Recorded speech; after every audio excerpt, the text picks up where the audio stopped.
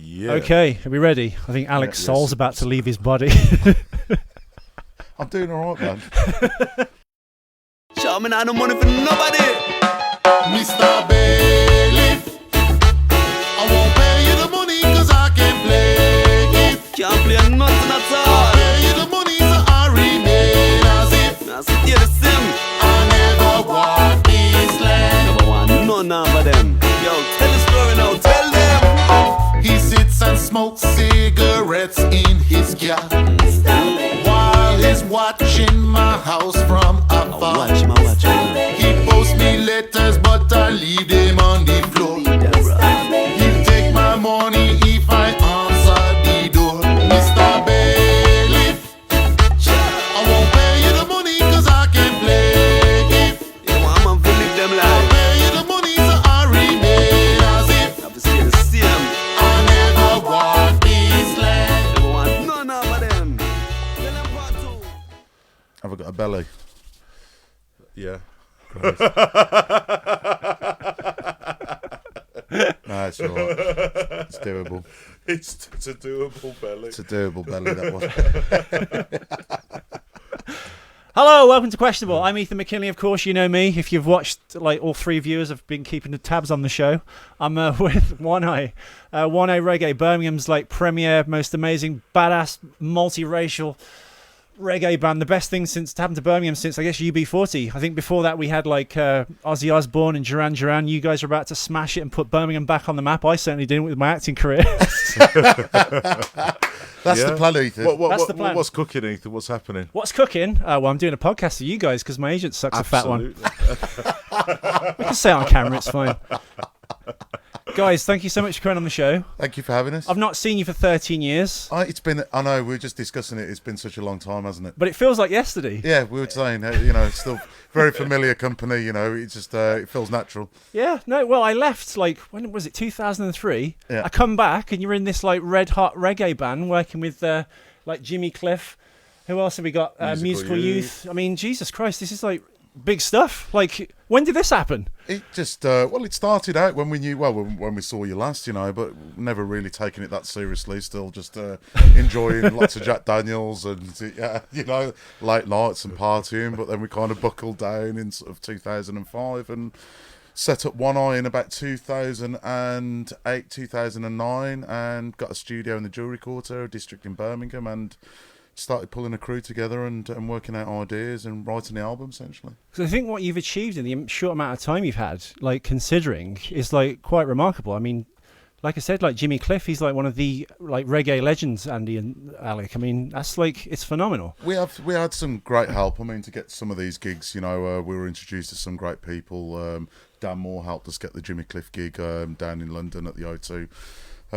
So we've been, pulling strings where we can, but essentially it's been it has been a quick process in some ways, but it's been a self-funded process. So, we've literally been robbing Peter to pay Paul from little bits of gigs, trying to put cash away from where we can and doing it ourselves. So, we've got to the point now where we've got a great album and a great band and we're looking forward to the future. So you're the lead vocalist. Yeah.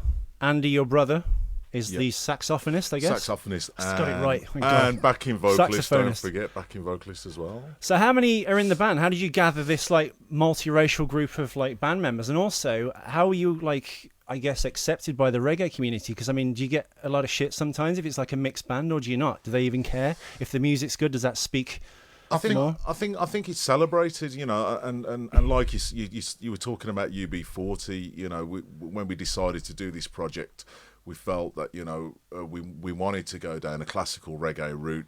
We're a Birmingham band. We're a mixed bunch from mixed culture. We felt that there was a big gaping hole there, and there's a tradition that needed to be carried on. Because you've got English people, Jamaican, right? No. Yep, Jamaican, a little bit of Cuban in there as well. Eastern European. You're the Eastern European, like, faction.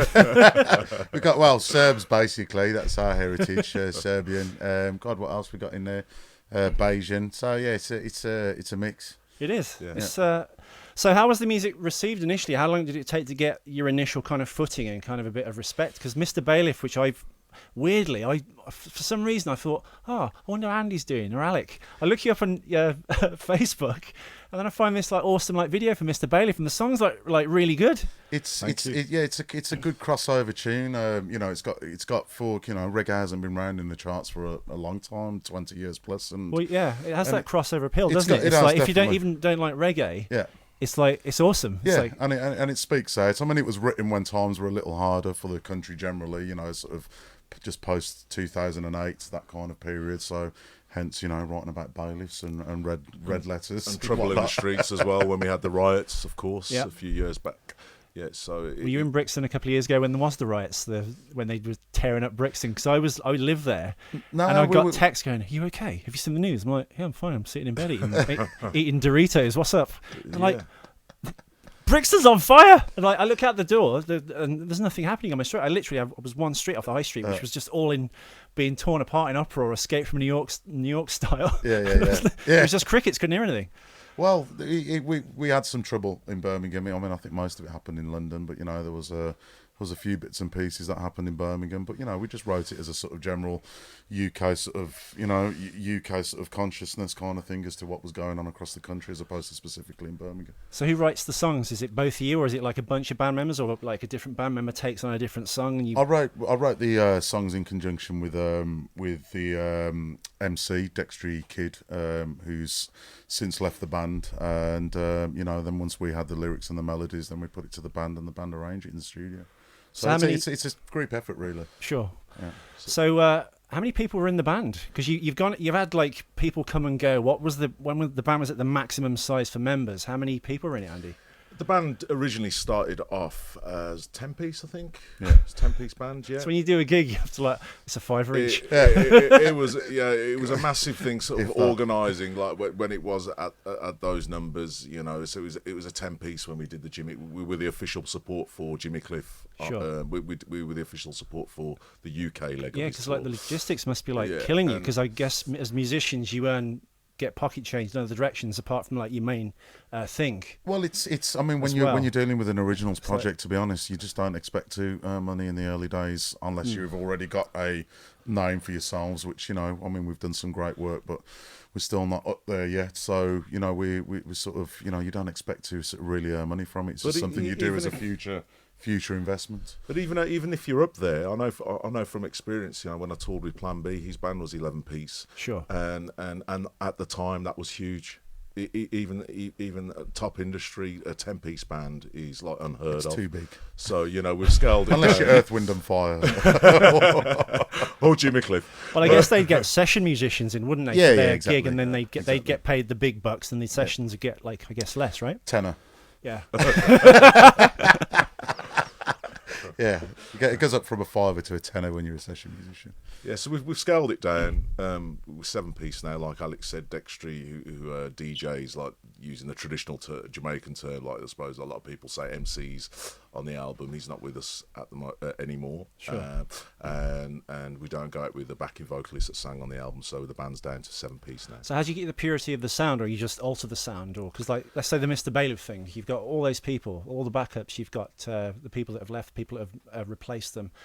How do you maintain, the purity of the track, or is it different now because it's a 7-piece, or how does it work? I mean, I think, to be honest, I think it's really down to the rhythm, bass, drums, and as long as you've got a tight driving sort of engine, really, which is, your rhythm section, then I think it's quite easy to sort of convey a 10-piece sound as a 7-piece. You don't really miss a lot. It's a luxury more so than anything as opposed to a necessity.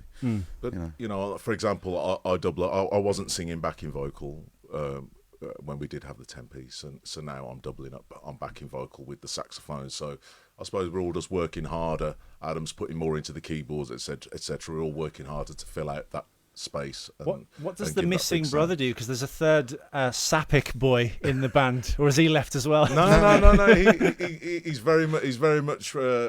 He's working for a great marketing company called Yogurt Top. Big up Yogurt Top Media, and sponsor this show. Yogurt Top. He's basically our online sort of social media manager, marketing manager. So he does that for a living, but he also looks after sort of the band's online presence as well. All the social media.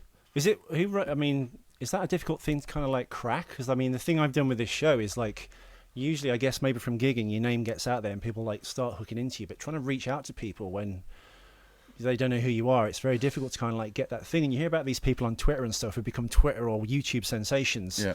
I mean, is it just blind luck that happens, or is it just they know the thing and we just out of touch because we're like I think, old men? to be honest, I don't believe that people just come out of nowhere. I think there's always somebody behind it, or A 10-year someone overnight knows success. someone. Yeah, or there's just a nifty 10k that's sort of backhanded for whoever to do the tweeting. My uncle runs a marketing PR company. It does take a lot. It takes a lot of graft. It's a lot of graft because you're selling a new product, and like Alex said, unless you have the fortune of knowing somebody in the business, which some people do, Yeah. you know. Yeah, but if your music sucks, you don't last very long, do you? Obviously, Well, that's always a problem. So it very much falls down. Yeah, as an outsider, I love how jaded you are.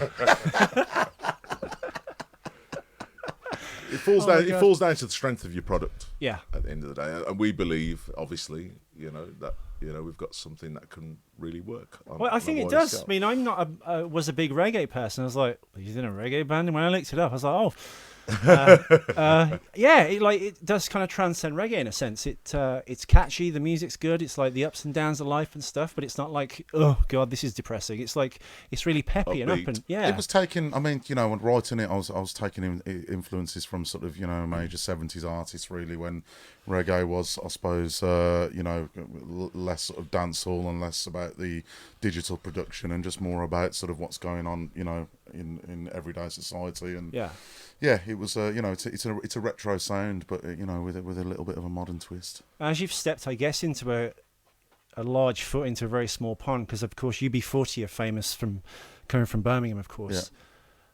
Yeah. They know about you. You know about each other. How was the reaction from them? Have you spoke to them about it? What do they think of you guys? I mean, what? We supported UB40 in 2000 and was it 7? I think a long time ago. Sure. Durham County Cricket Ground. But since I was drinking with Astro recently at the Tower Ballroom for I think it was a Maxi Priest gig that we went to see, and the reaction's great. But Sure. it's still quite evident that even though sort of the bigger artists are established and have got a name for themselves, they are still very much sort of pushing their product and, Sure. and pushing their sound. And so, there has been a little talk. We had a little conversation with Astro to see if he would guest on a track. But, those guys are extremely busy and they're doing very well, obviously. UB40, it's a big name. Yeah.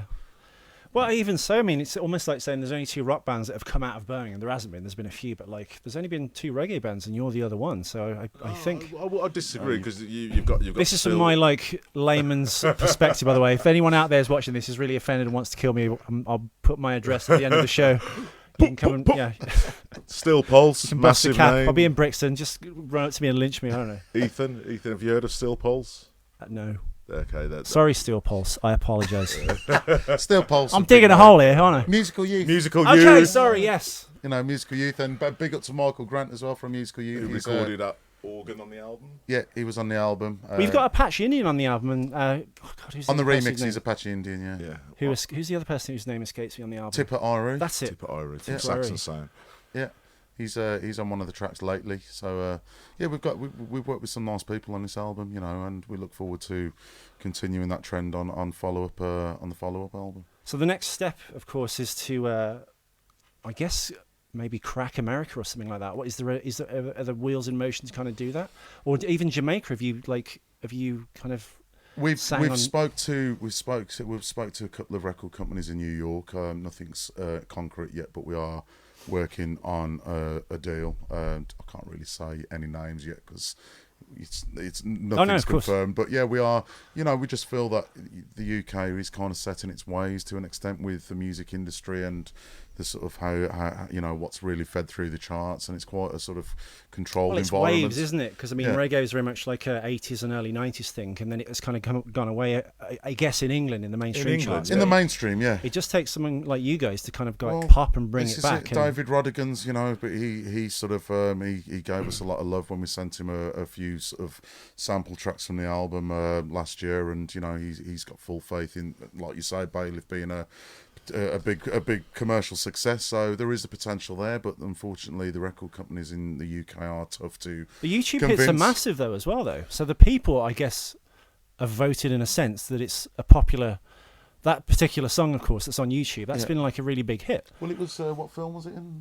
Mr. Bailiff Football Factory. Hooligan Factory. No, the Hooligan Factory. That's it. Yeah, directed by Nick Naverne. Mm-hmm. And yeah, we were lucky to be asked to have Bailiff included on the soundtrack, and it was kind of one of the feature tracks, as in a good. It's a remarkable achievement, though. I think, like, for me, just coming back into this and seeing you guys kind of like on fire and like.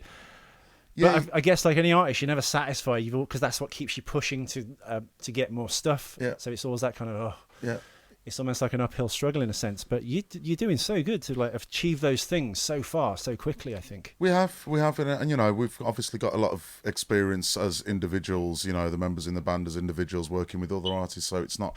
You know, we're not spring chickens, as you can probably say. But, you know, at the same time... Well, we weren't spring chickens when we worked in that bloody restaurant, were we? We were only 10, weren't we? Back in 2003. Well, I was born in 98, I think.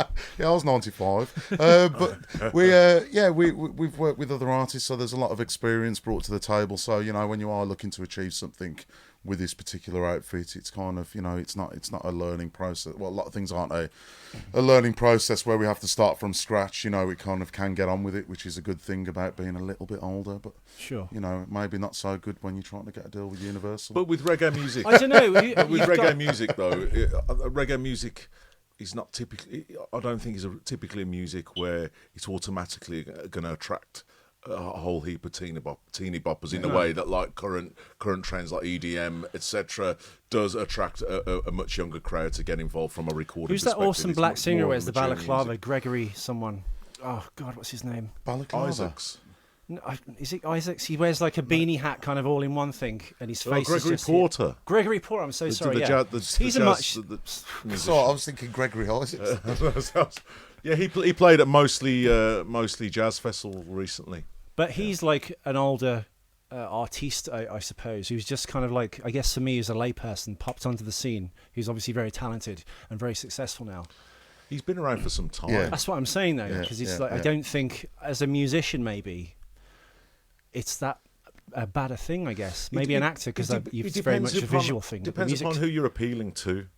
And you know, we're obviously not appealing to people as being that next teeny bopper band, because we aren't teeny boppers, and the music that we're dealing with is for a broader crowd. Sure. And you like you said, reggae did kind of leave the UK limelight some years ago, but on an international scale, I'd say reggae is probably one of the biggest musics that where you have festivals all around the world that eagerly put on reggae acts year in, year out. I'll say it's probably one of the biggest musics in the world. Well, you're semi-finalist in, is it Poland? No. Ostroda Reggae Festival. That's it. Yeah, the World Reggae Contest. What did you have to go through to get to that? Because that's like that's a big deal as well. They asked for us to send 2 of our best tracks in, and there were 103 bands in the first lineup, and then that got whittled down to 10 bands by the organisers, which are Ostroda Festival and Reggaeville. I mean, you go head to head with those. Harry J Studios in Kingston. But then we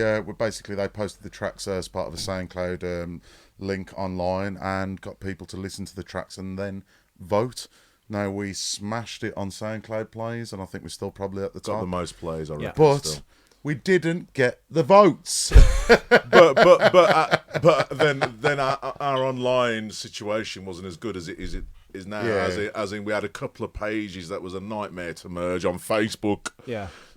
So we didn't achieve that till after. So we probably weren't in the best situation to achieve the votes that we needed to at the time.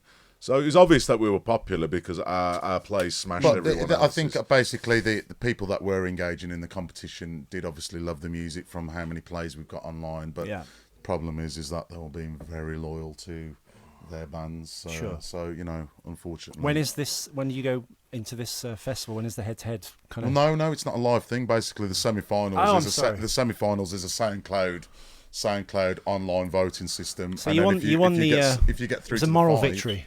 They posted. Yeah, our music's still the best. Of course. SoundCloud say so. Are you doing any English festivals? Because I see Boomtown here. I'm assuming this. Yeah, it's you guys, right? Yeah, we're just That's working. our next big gig. 13th to 16th of August, you can see One Eye at Boomtown.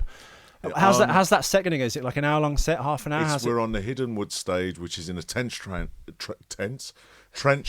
district. Tense gig. Because Tense town. Tense town. No, but do you know anything about Boomtown, Ethan? I know it's a festival. Yeah, but it's I think it's a bit different. Is to there the a rest. town element to it? It's in the title. Yeah, you've got different towns, like you've got different themes. What I and failed on different knowing about towns. reggae bands, I've kind of won with my festival knowledge, which is bad.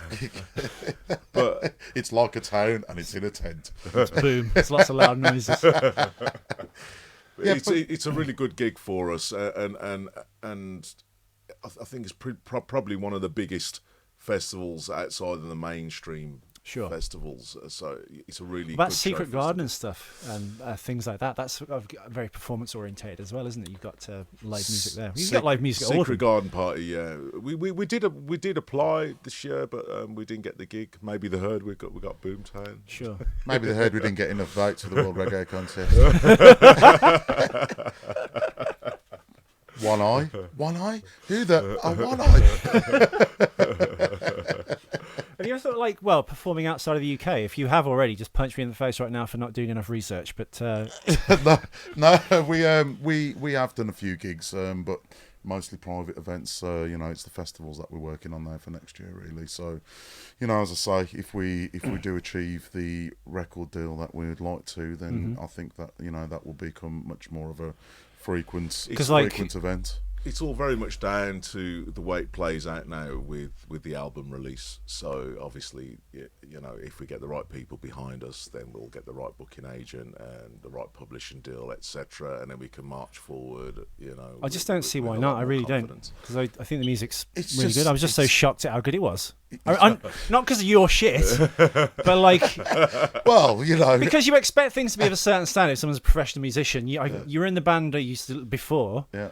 Which was also amazing. You used to gig all the time. Yeah, but I come back and go, let's have a look at this. And I was like, oh, fuck, this is We actually still really do good. that band, man, and the salsa band you're talking We've just about. reinvigorated it. When you were just gigging around when I used to know you all those years back just to make some cash Yeah. before you They'll- push the main They'll thing. come in, or is the salsa outfit now? And we've just revamped it. We're doing some nice arrangements, sort of George Benson and Justin Timberlake in a proper, New York style, sort of New York salsa style. So that band's still going strong, but it's more of a fun thing for us. We just kind of let off some steam. Because just that song I saw on YouTube, it's like when something exceeds your expectations. You think it's gonna be good. Well, it It's does. like, it's got thousands and thousands and thousands of views. So everyone must like this. And I was like, oh god, this is actually this really is good. And that's called Mr. Bailiff, folks. Check it out on YouTube. It's a funny video. And It'll I've be gotta linked say, below this video actually. So Whilst we're talking about that vid, big up to Danielle Phillips from Sentient Visuals, who basically used that as I think his first his first real It was his video shoot. first professional video. Music It's great. Video, yeah. So yeah, we did it in conjunction with Sentient, and it worked out a treat.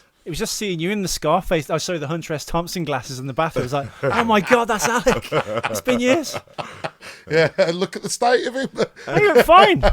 You two haven't really changed. You've got a beard now, and that's it. Yeah, I've got a beard, a little bit of a belly, but you know what, man? You got the Superfly look. It's awesome. It's all that jerk chicken, you can't get enough. By of the it. way, if anyone has any why is he wet dress size? Because I was like, no, just come as yourself. And he's like, no, I'll take the glass off. I look like a douche. I was like, you ain't. You look like a bad motherfucker. Yeah, You do. well, You're you know. great.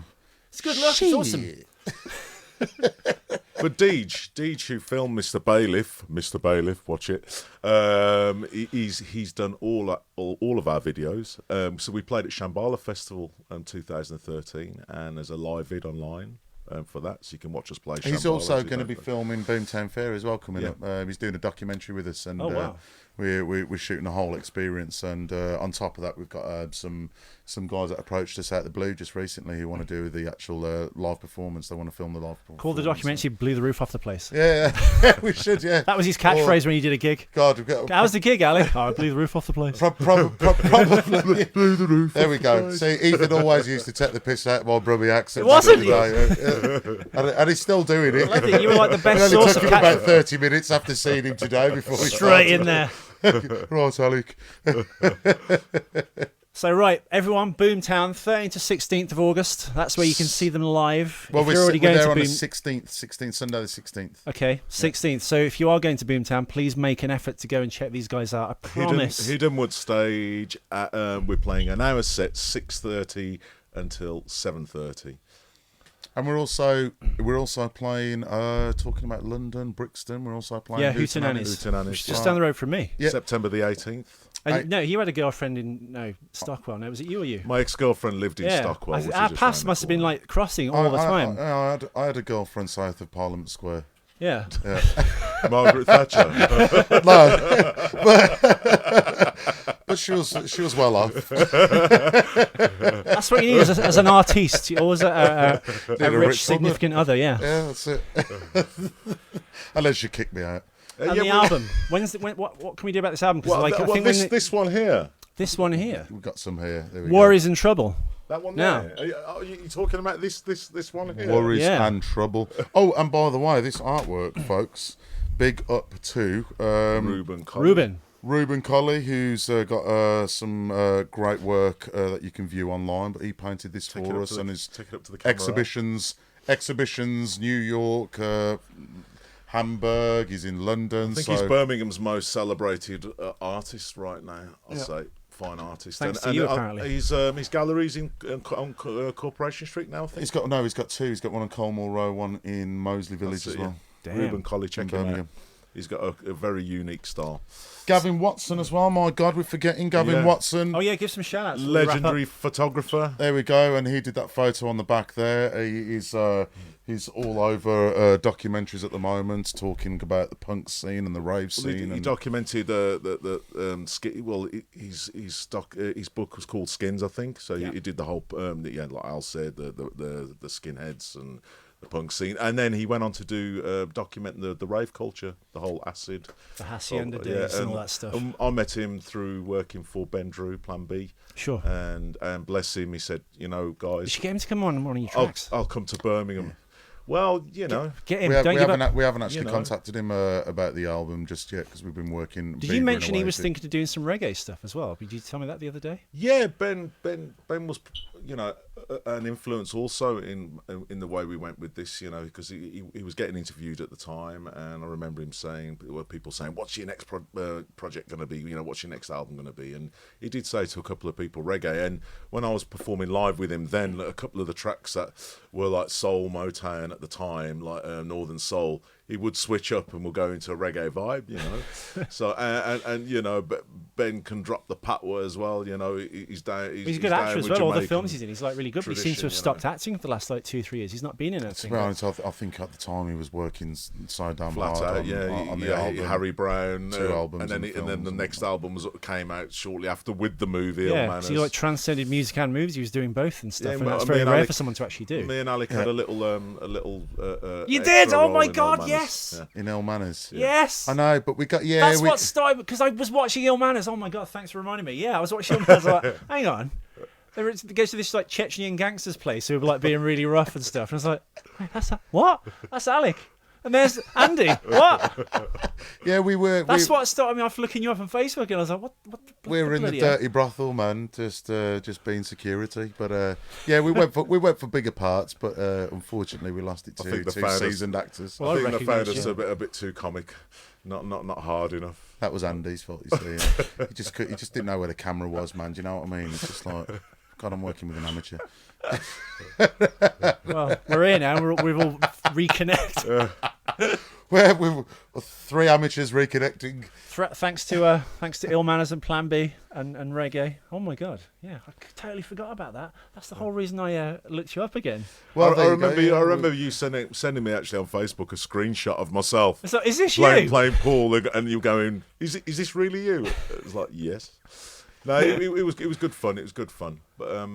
We should have sent you the stills for that as well. We had some funny stills shooting that film. If you got them, send them. I'll put them on the page. Yeah, with all the security that were posing to shoot us and whatnot. It was quite a funny day. So, after the viewers have clicked on to, you know what, forget it. I'll put Mr. Bailiff will be at the start of this video. If you like what you've seen, if you've watched this far, come and see them at BOOMTOWN on the 16th of August. Yep. When is the album coming out? If they like the music, where can they get the music? Because it's soon, isn't it? But when? Well, at BOOMTOWN, we'll be actually selling. We'll be selling these physical copies at BOOMTOWN. There'll be a merch stand, which these will be on, and we'll be selling them t-shirt. I want you in that outfit on a front of t-shirt. stage as well. So all the hardcore fans can get them from front of stage as well. He's gonna, they're available at £5 a copy, guys, on our gigs. As far as online goes, we are just withholding it at the moment because there's no point in us putting out an album whilst we're talking to record companies. So, Sure. you know, we want the record companies to have the best shot really at selling the album when it comes out. Absolutely. Yeah. Yeah, but yeah, I get T-shirts. Not now, but like Yeah, you in that outfit and blew the roof off the place on the back of a T-shirt. I'll buy 10 of those. Me sitting on a toilet, blew the roof off the place, sweating. we've already dabbled a bit. We've already dabbled with T-shirt design, like that. I'll wear a T-shirt with you on it for sure. Well, that's very nice of you, Ethan. Get one Thank you. done. Thank you. I will. Various outfits and stuff for you two or the band, like different ones. Yeah. With different catchphrases. That should be a catchphrase. Well, we're going to blow the roof off the place, Boomtown. Come on. We've got some Do it funny as a things silent coming up, nod. man. We're taking down some classic BMWs down to Boomtown for the documentary, so you know, we're just going to 80s it up. It's So you going never to be a know. rolling You dog. need some fridge boxes as well. With that outfit, you could do some like spinning and popping. A big ghetto blaster. Okay, that was. Is it One Eye Reggae or One Eye? One Eye. The website's oneiuk.com.